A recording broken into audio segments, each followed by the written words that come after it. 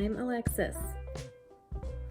And I'm Tiffany, and we're the hosts of Legit Kid Lit, a video series where we get to see into the secret and silly lives of authors and illustrators. We love to celebrate and promote books, but most of all, we want to say hey to all you readers out there trying to find that right book for you. We hope that you can find some new reads after today.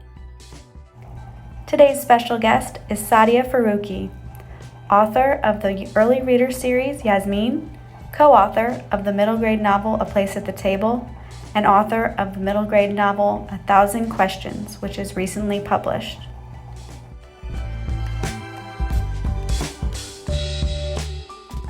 Hello, Saadia. We are so excited to have you here on Legit Kid Lit, episode 10. We know that your newest middle grade novel, 1,000 Questions, just came out on October 6th. Could you give us a little inside scoop about the story? Hello, I'm so excited to be here. My newest middle grade, which is 1,000 Questions, it's here, and I'm super excited about it because this is the first middle grade novel I've written all by myself. I have another one that's co-written with my friend Laura, and then I have the Yasmin series, but this is something I did, so I'm really proud of myself.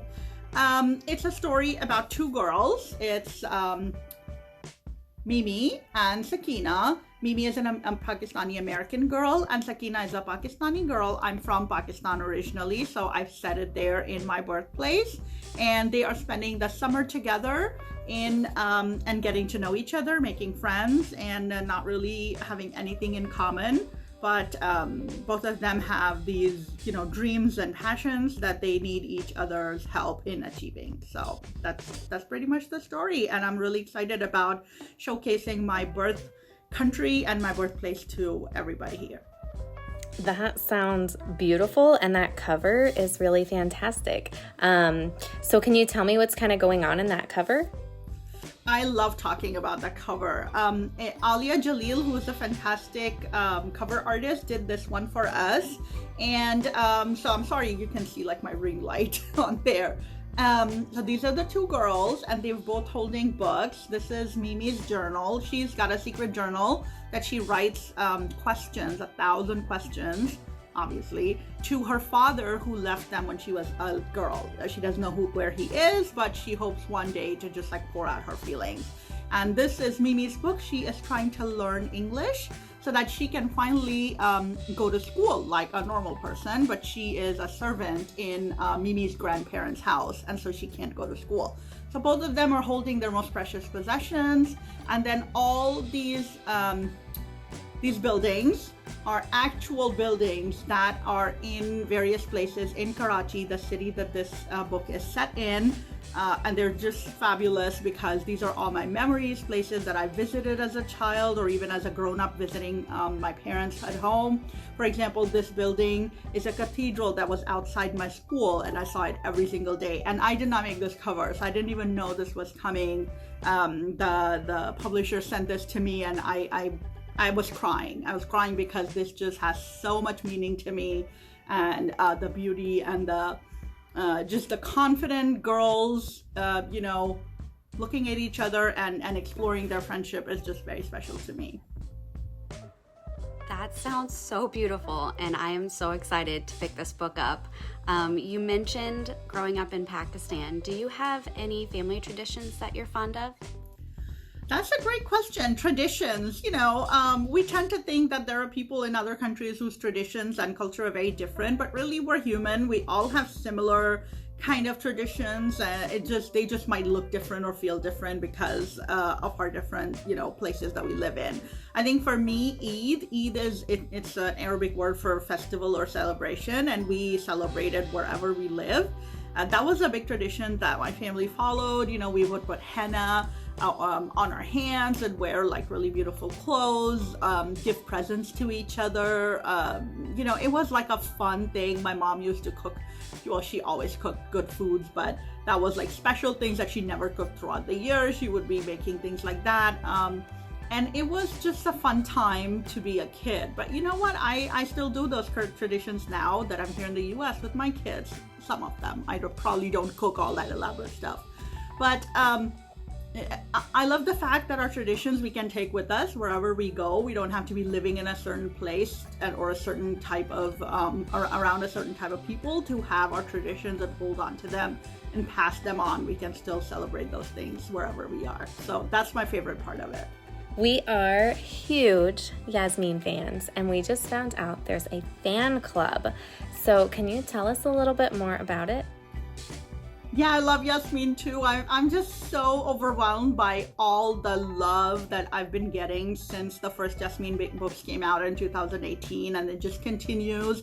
FYI, there are more Yasmin books coming in January, and I'm super excited about those as well as I am with all of them. The fan club thing is a little bit of sometimes people misunderstand that.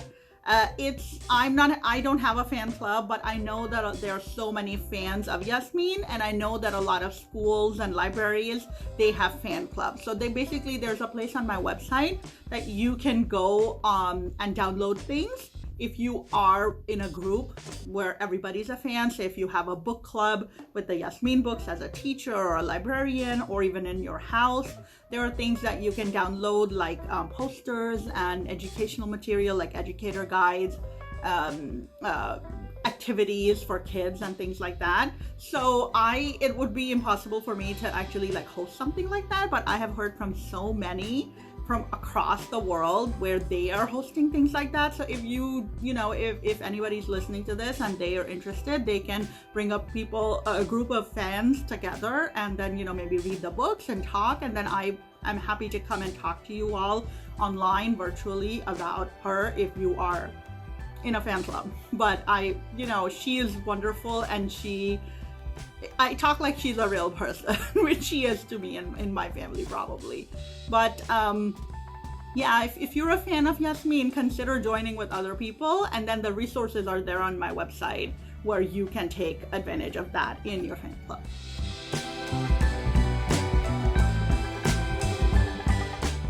And you're also offering some author visits for your middle grade books as well, right? I am actually a big fan of author visits. I used to do a lot of them in person before things got weird in 2020, but now they're virtual. But yes, I am open to as long as my calendar and my schedule can afford it. Feel free, anybody, to reach out to me if you've got a group of people who've been reading any of my books, especially the middle grade novels, because the middle grade novels probably require a lot more discussion. There's a lot that I put in my books. For example, in 1,000 Questions, there is a whole background story about the elections, because when they are in Pakistan, these girls, there is an election happening, and it starts from the campaigning is going on until the very end, probably the last day that Mimi is there. She is having they announce the results of the election. So it's a different country, but a lot of things are similar to what we go through in the US, probably everything. And those are the sorts of discussions that a lot of educators want to have.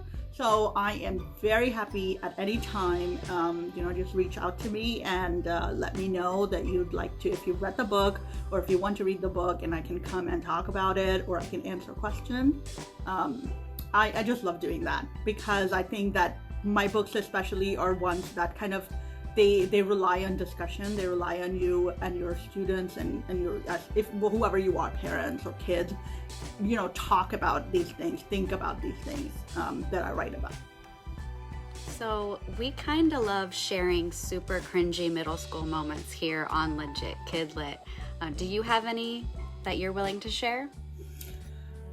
Super cringy middle grade moments. Well, with a caveat, I have lots of cringy moments, but when I was in school in Pakistan, school wasn't in terms of middle school or high school. There was primary school, which went up to usually grade 5, and then there was secondary school, which went all the way from 6th grade to the end of high school.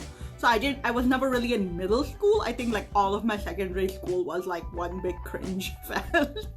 But the worst thing that was very public was, so my mom was the principal of the adjoining school, and she was very well known. So my entire life was spent with like, being that lady's daughter, and everyone was all the teachers would be fawning over me, and the kids hated me because of that. So it was already cringy.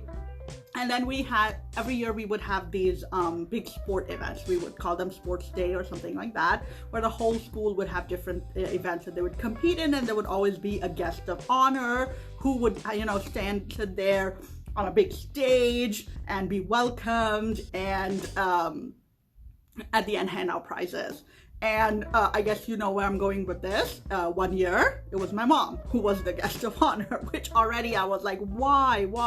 But, she was. And so she was an important person. So she's sitting there on the stage, and I am competing in a race. And it was one of the, I don't even know why we had those races. It was called a dress-up race. And you had a bag of clothes. Each person who was in the race had a bag of clothes. So you had to first open your bag, put on all the clothes over your clothes, and then run to the finish line. I do not know who thought of this game. And everyone's opened their bags, and they're all starting off, and I don't know what came over me. Instead of opening the bag, I tried to dump the contents, and the bag wouldn't open because it was stuck from, I don't know what they had done to it, tied it or whatever. And I'm just shaking, and everybody's put their clothes on and they're running. And I was the last person to put everything on, and then I was not a very fast runner, so I literally came last in that race. They had already announced that this lady is my mom, and then I had to go and, be more embarrassed about the fact that I had come last in the race. Yeah, I never lived it down. Like, everybody kept talking about it for the longest time. And my mom is the kind of person who she never comments on anything. So the whole time I was thinking, man, she must be so embarrassed, but she's not saying anything. So maybe, I don't know, it just becomes this horrible thing. So yeah, I wish I could just delete that from history. We were wondering what's in your Netflix queue right now, and what are you binge watching? So I watch a lot of things on Netflix depending on my mood, but the thing that I'd been waiting for was the new season of this show that my daughter and I had been watching together for a while, which is called The Worst Witch, which is based on a series of books by a British author. And we had watched it, and she was a big fan, and we had been literally counting down the days. So that's been this weekend, and a few days before has been just like Worst Witch stuff. It's awesome. If you haven't watched it, you should watch it. It's just a lot of girl power and sassy and cool and magic and lots of fun.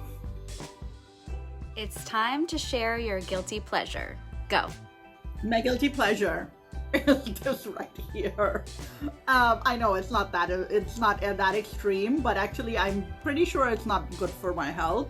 But I drink a lot of Diet Coke, and the reason is, well, I like it, but also because I don't drink any kind of caffeine at all. I'm not a tea fan or a coffee fan, and so this is the only caffeine I get, and I needed to kind of stay awake. So I'm sort of addicted to it, which, my daughter will keep telling me, Mom, that's not good for you. I know, but I gotta have something, right? I gotta have something. Yep, you gotta have something, and caffeine is a must. So I love it. We are nearing the end of our episode, but we would like to kind of end with would you rather questions. So here we go. Would you rather have 3 feet or 3 hands? Oh my gosh, my daughter loves playing Would You Rather with her friends, and that's what she does now online on like Skype with her friends. I don't understand it. I don't know, 3 feet or 3 hands. Probably 3 hands so that I can get more done during the day. I think, type more stories and hold a Diet Coke in one hand while I'm writing, I guess. So that would be fun. Would you rather freeze time or be able to travel in time? Oh, I don't even have to think about this one. I would rather travel in time because I loved history as a child. I used to read a lot of history books for fun. It was always my favorite subject in school. And there are all these these events in history throughout time that I have read about, and I wish I could go there and witness them. It's just, I love that. I love history. Would you rather have to read aloud everything you read or sing everything you have to say aloud? I'm trying to keep track of what you said. That was a tongue twister in itself. I have a very bad singing voice, so anything about singing out loud, I think that for other people's benefit, I should probably not do that. So then I am left with the other lesser of two evils, which is reading out aloud, I guess. I could do that way better.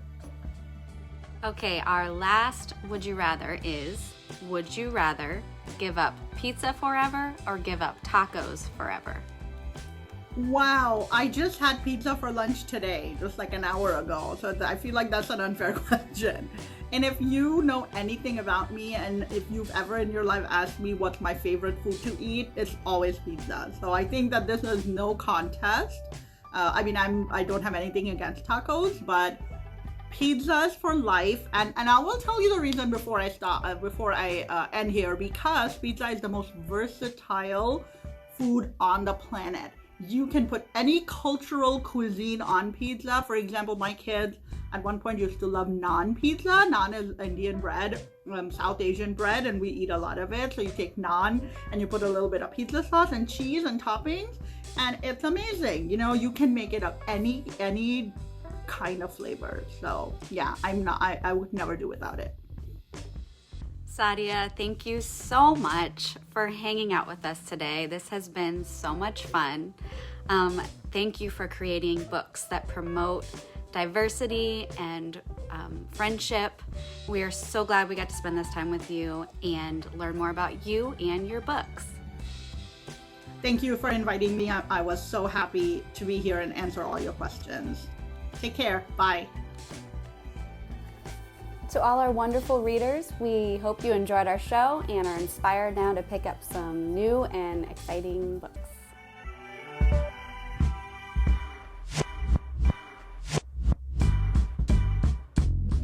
Make sure to like and subscribe.